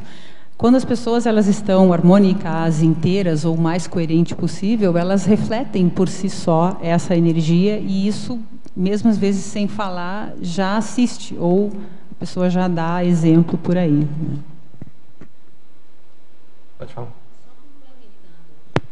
Alô, sobre a formas universais que você estava falando, toda forma ela tem uma informação intrínseca a ela, que é universal. O reto, ele é reto, objetivo, forte, firme, e isso se traduz em gestos, em formas físicas, somáticas, arquitetônicas, e o suave também, o circular também. Quando a gente compreende essa informação e aprende a colocar ela na fala, se eu quero falar objetivo, eu uso palavras com objetividade, reto, seguido do gesto, seguido da postura. Assim a gente se comunica universalmente. Não é mais só para entender que... Perfeito. Ok. Falou objetivo e em cima do lance. Isso aí. Muito bom. Vamos lá. Pode falar. Você acha que o equilíbrio, falando que tem dois tipos de estética, né? A intraconsciencial. O equilíbrio da consciência poderia ser um universal, assim? Vamos ver, vamos pensar.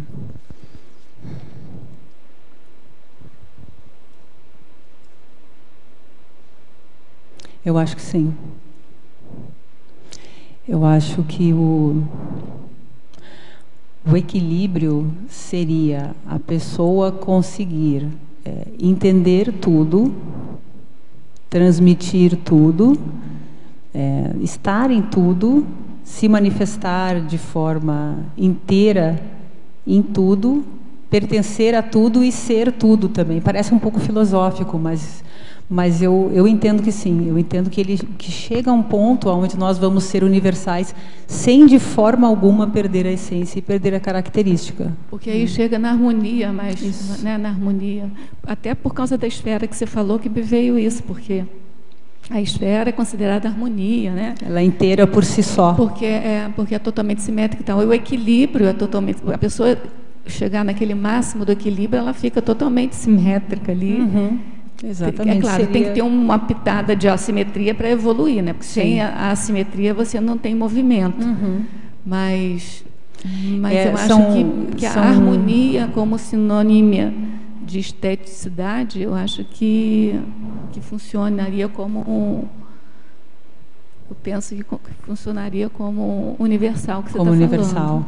Pode ser, pode ser. Agora, é importante essa harmonia, a gente pensar que seria quase como se fosse um mérito, né? A pessoa ela teve o seu mérito, ela chegou num nível de harmonia e de completude. Não é à toa que o gráfico do conscienciograma é 360, né? Ele chega num nível de harmonia e de completude, aonde ela tem o máximo dos seus atributos de manifestação, né, bem atualizados, bem entendidos, bem elaborados, e ela consegue doar o que ela tem, o que ela é, né? Então, eu acho que chegar no máximo de harmonia intraconsciencial é conseguir doar esse máximo também, né? E acho que sim, acho que isso seria universal, sem perder a nossa essência, claro. Okay. Fabiana, por favor, você pode falar na página 27, patologia, a terceira linha de baixo para cima, sobre a estética do choque? Sim. Era o que nós estávamos falando da apreensão da fealdade, né? A estética do choque foi o exemplo inicial que eu dei, que muitas vezes, quando nós estamos num ambiente harmônico, quando ele está bem pensado, bem planejado, tem todo um trabalho atrás, mas o resultado dele, ao modo de um livro bonito e bem feito, bem orquestrado, ele fala por si só. O ambiente ele fala por si só quando ele está harmônico e bem estruturado. A estética do choque seria o contrário, seria algo que choca a pessoa. Eu dei um exemplo de um cliente que eu fiz um projeto e eu achei que eu ia satisfazer os gostos, conversei com ele pouco, fiz um estudo inicial e ele não gostou, porque ele prefere cores mais fortes, mais quantidade de objetos. Então, para ele, foi um choque. Então, a estética do choque é isso, é chamar a atenção pelo contrassenso ou pelo oposto. E, normalmente, as pessoas que têm uma tendência mais desequilibrada ou que têm pouca autopesquisa, elas vão tender a chocar mais, porque elas não estão resolvidas com ela, né? Então, a estética do choque é chamar a atenção. E, muitas vezes, quando as pessoas se chocam, aí é que elas param para pensar, pô, mas o que aconteceu? Que caminhão que passou em cima? Por que eu me choquei, né? Onde é que eu preciso olhar? O que eu preciso olhar? Muitas vezes assistencial ajuda também, né?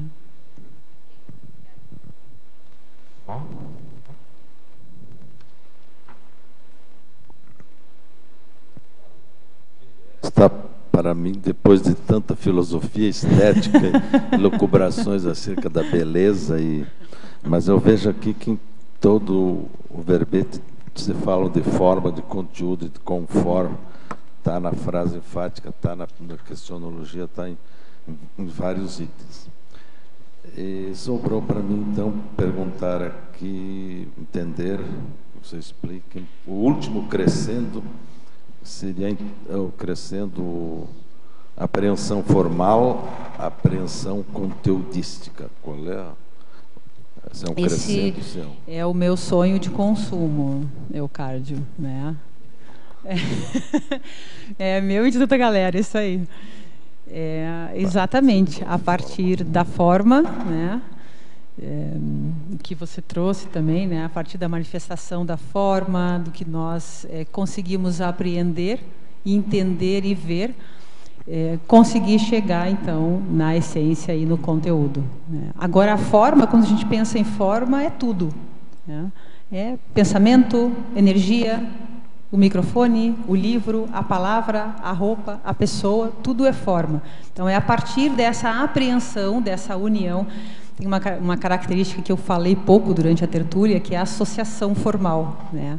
Que é A gente utiliza muito a questão da logicidade, né, que é a inteligência lógica, de você associar os conteúdos, associar as formas. Normalmente, nós associamos o que nós achamos que é o conteúdo, que é uma expressão abstrata materializada, né? Então, essa associação das materializações conteudísticas, muitas vezes embasadas pela forma, nos leva a entender um pouco mais da essência e do conteúdo, que é a apreensão conteudística, né?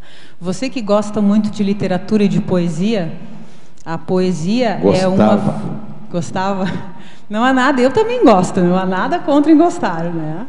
Eu também acho bacana, acho bonito. É uma maneira de colocar um conteúdo abstrato em uma forma romanceada, né? Qual que é o problema? Não é fazer isso. O problema é ficar siderado por isso, né? A pessoa ficar o tempo todo no mundo da lua, divergindo e devagando. E quando o valor da forma ultrapassa o valor do conteúdo que a pessoa dá, né? Perfeito, isso então, aí. Isso que não pode acontecer. Quer dizer, o conteúdo ele sempre é predominantemente mais valioso. Agora, isso não significa que vai se excluir a forma. Daí a ideia do conforto. A forma tem o seu valor. O que não pode é inverter essa relação. Isso. Não é? Sem dúvida, sem dúvida. Não, para concluir, eu peguei uma frase aqui do léxico, aí, mais ou menos diz o seguinte: o impacto da beleza é a forma, o discernimento é o conteúdo. Perfeito. Dentro desse... Literatura inteligente agora, né? Usando os conteúdos... Dentro desse... Depois que ele fez essa pergunta, né, do crescendo, e agora com essa... Me veio um paradoxo aqui, não sei se é paradoxo que você discutisse, que é o seguinte: a estética da comunicação, a linguagem mais estética é a do conscienciês, que não tem forma. Como é que você vê isso? Porque, né, o crescendo da estética da forma para a estética do conteúdo. E o conscienciês só tem conteúdo, não tem forma. Como é que você vê isso? Muito boa essa pergunta. Eu vou contar duas experiências que eu tive, Rosa, que eu consegui chegar aí a uma gradação muito pequena do entendimento disso. Eu fiz há pouco tempo, há poucas semanas, eu ministrei 2 palestras na PAI sobre violência doméstica, que é o tema que eu estou pesquisando. E quando eu saí dessa palestra, eu saí e aconteceu, eu atribuo um parafenômeno. E eu fiquei 24 horas, pena que não durou mais do que isso, né? Eu fiquei 24 horas, eu olhava para as pessoas e eu conseguia entender tudo. Absolutamente tudo. Então eu entendia como a pessoa se manifestava, vinha uma informação histórica inteira da vida dela, isso em um segundo, é impressionante. Vinha uma informação inteira do que para a pessoa era importante, o que ela viveu até o momento, o mater pensene, a senha, a retrosenha, o que ela tinha que fazer, vinha assim inteiro, sabe? Durou 24 horas e foram as melhores 24 horas que eu já tive, assim, que foi muito interessante. E é uma forma de apreensão completa do indivíduo, da essência.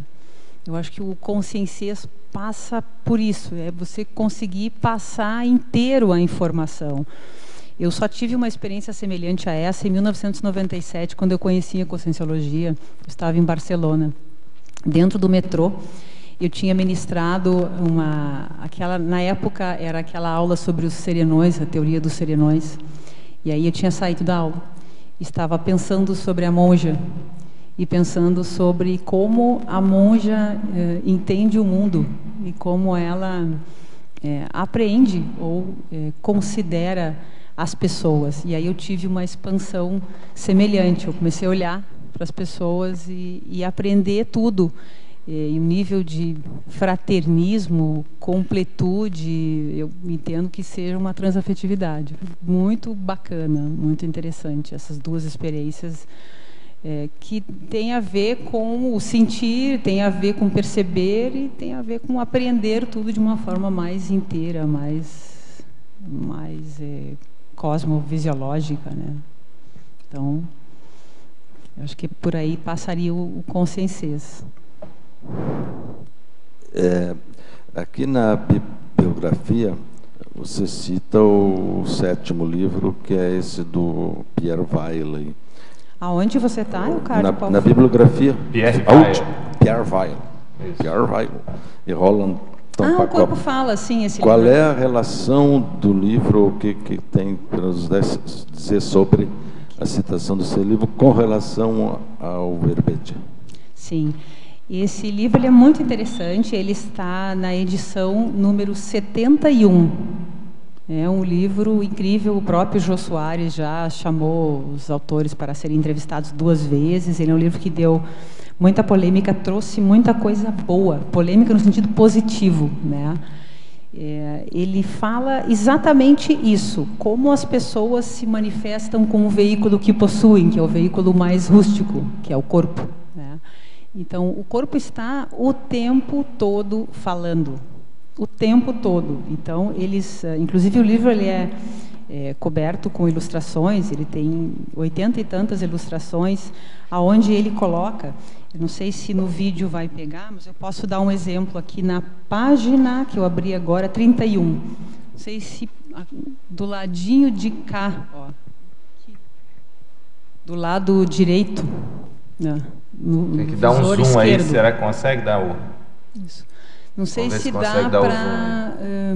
segura o microfone para mim. Aí tá chegando lá. Aqui, ó. Ah, tá. Ótimo. Põe o dedo, Fabiana. Em qual imagem aqui. Você quer? Não, essa imagem aqui que eu quero mostrar, ó, do senhor Isso.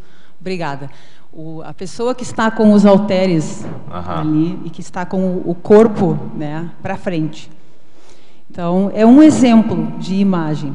É um halterofilista, é uma pessoa que, aqui no contexto do exemplo que os autores deram, né? É um halterofilista que ele trabalha cuidando de banco, ele é responsável, ele é segurança. E ele tem a necessidade constante, né, de ficar estufando o peito e mostrando que ele é forte, que ele é imponente. Então, isso é algo fácil de ver, você identifica de imediato. Quem trabalha com segurança, normalmente, além das armas e cacetetes que tem que carregar, também tem uma tendência a estufar o peito. Por quê? Para mostrar algo. Nós estamos o tempo todo mostrando algo através do nosso corpo. O único problema é que, nesse exemplo que eu dei aqui no livro, a pessoa ela só faz isso e ela não se percebe mais, ela já acostumou. Para ela, a referência dela é estufar o peito, né? Então, o tempo todo. Aí ela não sabe mais que ela é, porque ela só faz isso. Agora, extrapolando o que ele colocou, o objetivo do livro ele é muito rico nesse sentido, de você conseguir entender constantemente as mensagens do corpo físico. E fora a questão energética que a gente conhece, né? O tempo todo a gente está... Então, se você associa a leitura do corpo físico com a questão energética, a gente consegue perceber mais através... Começa nas pontas rústicas e vai entrando na essência da consciência. Aproveitando, acho que nós somos veteranos nos verbetes. Esse é o teu, qual é? Esse é o número 9. Então me ganhou. Mas você? É 7. 7, eu queria ótimo, perguntar aqui, na última linha da fatologia, okay, na página 27, o porquê desse item, o conforto da enciclopédia da Conscienciologia com relação à apreensão estética. Conforto da enciclopédia é algo que a gente nunca para de aprender, né, Rosa? Volta e meia eu bato lá na porta da Rosa. Rosa, ajuda aqui. É muito interessante. E foi uma técnica muito bem pensada pelo professor Valdo, e quando a gente vê isso o tempo todo. É o conteúdo e a forma, essa junção do conteúdo e a junção da forma, que é perfeita para conseguir expor as melhores palavras, cuidar com as vírgulas, cuidar com os excessos, não escrever bobagem porque fica registrado, né? Ou cuidar com o português, cuidar com a forma como isso é colocado. Então, essa união de conteúdo e forma acaba fazendo com que o escritor, autor, preste atenção no conteúdo. É muito interessante. Olhando a forma, a pessoa chega no conteúdo. Não tem jeito. Então, essa que é a grande chamada de atenção aqui. E a importância da forma, não dá para se desconsiderar de forma alguma. Existe a questão da beleza, óbvio que é o que está sendo tratado aqui, mas, por exemplo, do ponto de vista de texto, né, de comunicação, existe o aspecto didático. Sim. Às vezes você tem o mesmo conteúdo, você tem um autor que aborda aquele conteúdo de uma forma que é muito mais compreensível para o leitor ou o leitor médio do que aquele outro que está falando sobre o mesmo conteúdo, mas que a sua maneira de se expressar não é compreensível de uma forma geral. Não é? Então, aí entra, não é simplesmente a beleza, é a condição da, vamos dizer assim, da didática, da eficiência didática da comunicação. Isso aí é muito importante. Mas eu me lembrei só, Fabiana, um ponto interessante que sempre me incomodou muito nesse aspecto da beleza, também quando ela é utilizada como parâmetro, quando essa utilização é inadequada. Vou dar um exemplo bem claro. Isso me chamou muita atenção ainda quando eu morava no Rio de Janeiro, quando eu estava acompanhando projetos na área da Secretaria de Educação do Estado do Rio de Janeiro, e aí eu fui ver um pronunciamento numa escola pública em que a diretora estava falando sobre o projeto que estava sendo implantado e que o projeto era muito bonito.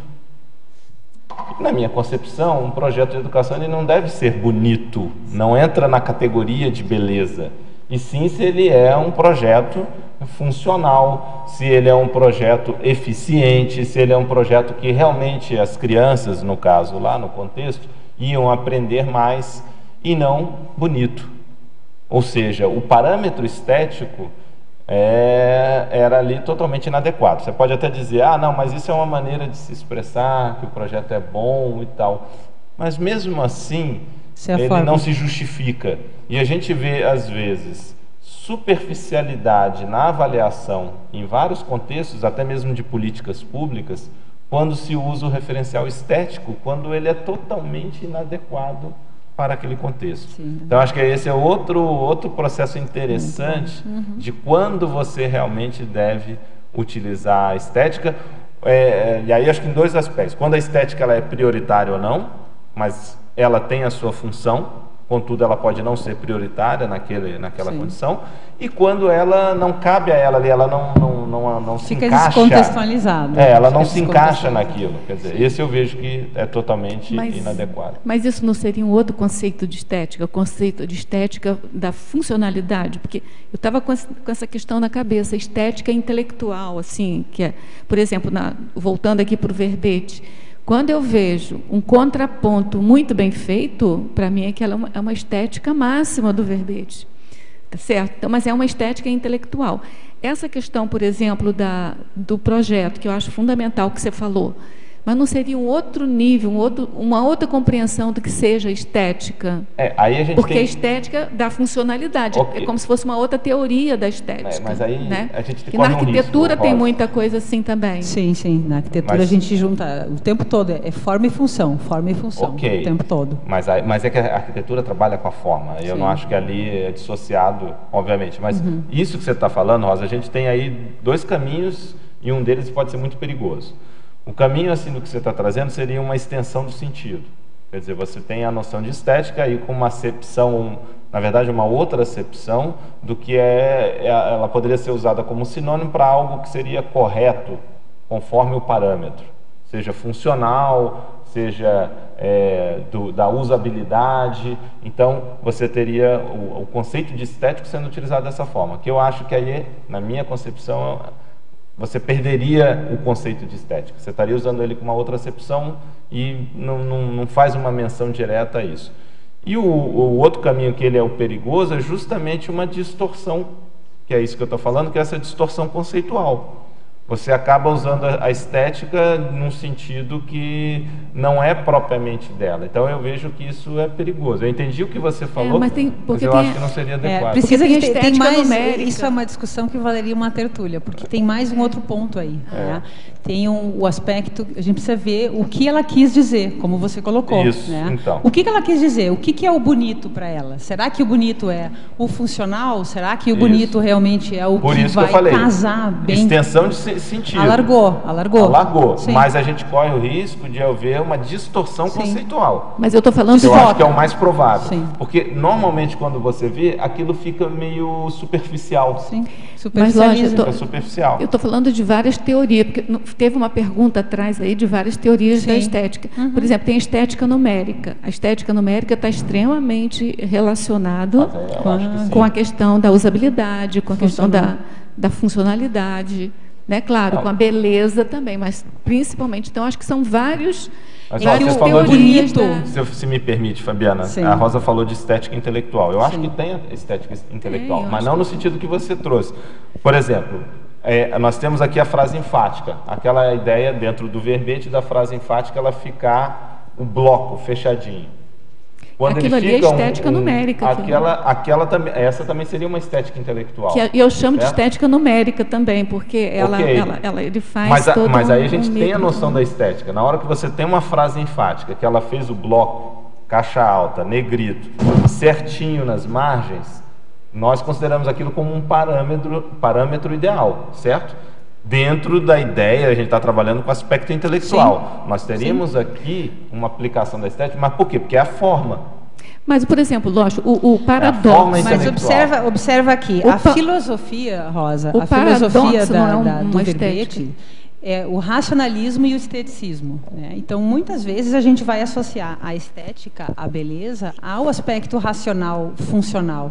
Isso é o alargamento do conceito. Outras vezes é somente a beleza em termos de harmonia, agradabilidade. Outras vezes é a junção de tudo isso. E uma quarta e uma quinta acepção é quando a gente junta o funcional, o agradável, o harmônico, o belo, a beleza e coloca a questão intraconsciencial junto. Então, aí a gente vai... É como se a gente somasse as teorias, né? E aí tivesse o resultado, até pensando em termos de conscienciês, de intraconsciencialidade. Somatório dos parâmetros, na verdade, você vai constituindo um parâmetro maior. Por exemplo, mais cosmovisão. Um paradoxo, por exemplo, é de uma beleza, qualquer que seja o paradoxo, a ideia do paradoxo, o raciocínio do paradoxo, é de uma beleza, é de uma estética, para mim. Então, mas tem toda uma discussão sobre isso, até nos estudos de pensamento crítico, sobre a estética de teorias, isso que você está um pouco trazendo. E aí é um problemão, porque teorias, eu tenho até artigo sobre isso, teorias que são consideradas estéticas, da beleza, como você está falando, muitas vezes elas não são muito confiáveis, só que elas são mais aceitáveis. Aí você traz... Este é um problema muito interessante, porque a teoria, quando considerada esteticamente, ela é linda. Mas e ela é, então, a tendência é ela ser mais aceitável pelos pesquisadores, só que ela não é a mais sustentável. Aí a nosografia do belo. É a nosografia do belo. É você colocar o belo na frente para aparentar e para comentar. Mas, Fabiana, olha só, eu não vejo tanto perigo assim, porque, por exemplo, na coisa material, você já tem dificuldade de ver o que é estética, o que não é. Você já mesmo deu vários exemplos assim, que, do ponto de vista material. Então, a estética de uma subjetividade objetiva tão grande que esse perigo vai ter até no que você vai ver.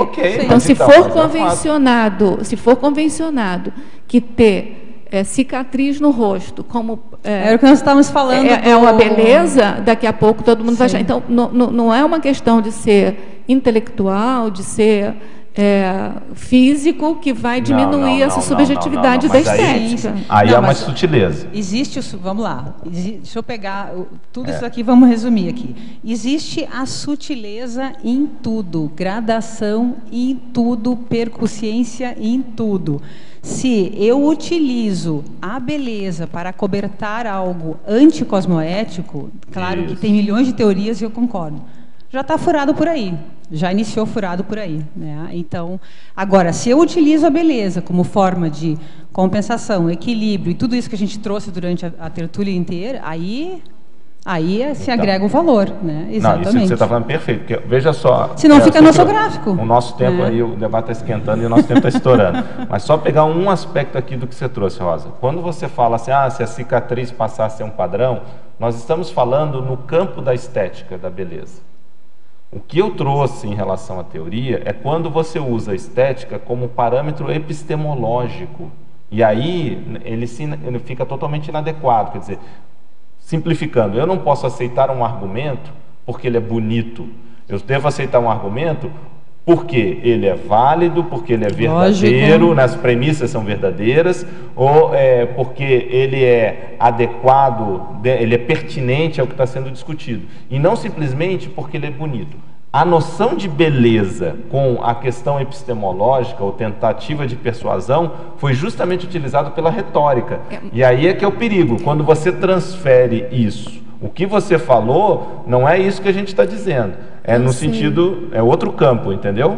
Não, mas, por exemplo, o que eu estou falando, por exemplo, da beleza do paradoxo em si, eu não estou falando o conteúdo do paradoxo, eu estou falando assim, ó, abstrai a questão do paradoxo, de você conseguir colocar uma coisa aparentemente contraditória sem ser contraditório. Para mim, isso é estético. Não estou dizendo não é o conteúdo em si que está ali dentro. Sim, mas porque o que aí eu também disse, tem inteligência. Então, esse não teria essa questão mais epistemológica. O que eu disse é isso. Tem estudos mostrando que teorias que são consideradas estéticas ou belas por pesquisadores cientistas, elas são mais aceitáveis, eles tendem a aceitar, as pessoas tendem a aceitar. Por exemplo, até falo dentro da matemática, uma equação muito bonita, ficou linda, mas aquilo epistemologicamente ele não se sustenta. A equação da bomba atômica, por exemplo. É um fator psicológico. Né? Mas o nosso tempo estourou, Fabiana, você é responsável por isso. Não dá para... Uma frase, só uma frase. Só uma frase. Ele quer terminar com uma frase. Vai lá. Sem refinamento não há conteudística, mas não devemos esquecer de observar a beleza da borboleta. Muito bom. Sem refinamento não há conteudística, mas não devemos esquecer a beleza da borboleta. Muito bom. Certo.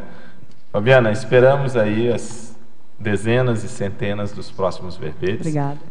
Como a gente já tinha conversado, esse tema ele é muito rico, muito interessante e muito mais sério do que normalmente as pessoas se dão conta, né? Impacta a nossa vida de uma forma geral e ele é um tema, inclusive, mental somático, como você trouxe aqui também das reflexões. Então, esperamos aí as suas próximas contribuições em verbetes, tá? Eu gostaria aqui de agradecer a equipe aqui, o Christian, a Eliana Manfroy, agradecer aqui também ao Eucárdio, a Rosa, da Enciclosapiens, agradecer aqui todos os tertulianos aqui presentes, os teletertulianos também, que assistiram e também os que mandaram perguntas, e agradecer, obviamente, aos amparadores. E até uma próxima oportunidade aqui com vocês. Vamos aos nossos comerciais. Muito obrigado. Obrigada. As pontuações da tertúlia de hoje são 16 assinaturas no livro de presenças, 12 perguntas presenciais e 15 perguntas online. Hoje teremos 3 recados. A Mércia com o curso Sincronicidade, a Delmara com a imersão em Conscienciometria e o Rômulo com o curso Acoplamentário. Boa tarde a todos, tertulianos e teletertulianos. Sincronicidades, elas estão presentes em nosso cotidiano muito mais do que possamos imaginar. Você está atento a elas? Sabe como aproveitá-las a favor do desenvolvimento do seu autoparapsiquismo? Se deseja conhecer mais sobre o assunto, venha participar do curso Sincronicidade. Você poderá compreender melhor as relações das sincronicidades com o parapsiquismo, com o fluxo cósmico, com a cosmoética e muito mais. Este curso será ministrado pelo professor Jarbas Paranhos no próximo dia 9/11, domingo, na sede da ACIP, Associação Internacional de Parapsiquismo Interassistencial, no Polo Discernimento, sala 212. Maiores informações pelos telefones 45 2102 1421. Obrigada, esperamos você lá. Boa tarde, pessoal. A Consus convida você para o primeiro curso de campo, Imersão em Conscienciometria. Esse curso é sem pré-requisito e ele vai acontecer aqui em Foz do Iguaçu no próximo final de semana, de 7 a 9 de novembro, no Mabu Interlúdio, no Hotel da Cognópolis. Esse curso ele é composto por 2 campos bioenergéticos conscienciométricos, que vão ser no sábado e no domingo pela manhã. E teremos também 3 oficinas. Uma na sexta-feira à tarde, quando nós vamos trabalhar os traços da consciência. Trafor, trafar, trafal, as suas correlações. No sábado também, na oficina, nós vamos fazer o levantamento dos traços com uma abordagem holossomática. E também à tarde vamos fazer a oficina, que é o autodiagnóstico com o objetivo da homeostática da consciência. Esse curso você pode fazer inscrições através do nosso site www.consus.org.br. Você entra na loja virtual, nesse site, e faz a inscrição. Ou então você pode ir presencialmente na sede da Consus, no discernimento, no horário da tarde, e fazer suas inscrições ou obter melhores informações. Obrigada. Boa tarde. Gostaria de convidar os teletertulianos e aos tertulianos aqui presentes para participarem do curso acoplamentário, que ocorrerá entre os dias 21 a 23 de novembro, com os EPICONs Alcir Alves, Everton Santos, Felipe Mansur e Dulce Dal. A temática desse acoplamentário será profilaxia do autoassédio. Então, é uma oportunidade para as pessoas aprofundarem mais em técnicas, né, para fazer a profilaxia do autoassédio, além de desenvolver, né, a autodefesa energética, né, a técnica da clarividência facial interassistencial. Maiores informações podem ser obtidas ou no site do CAEC ou na recepção do CAEC pelo telefone DDD 45 3525 2652. Obrigado. Para amanhã teremos o verbete Moradia em Foz do Iguaçu, especialidade Evoluciologia, da verbetógrafa Maria Cristina Nevas. Uma boa tarde a todos.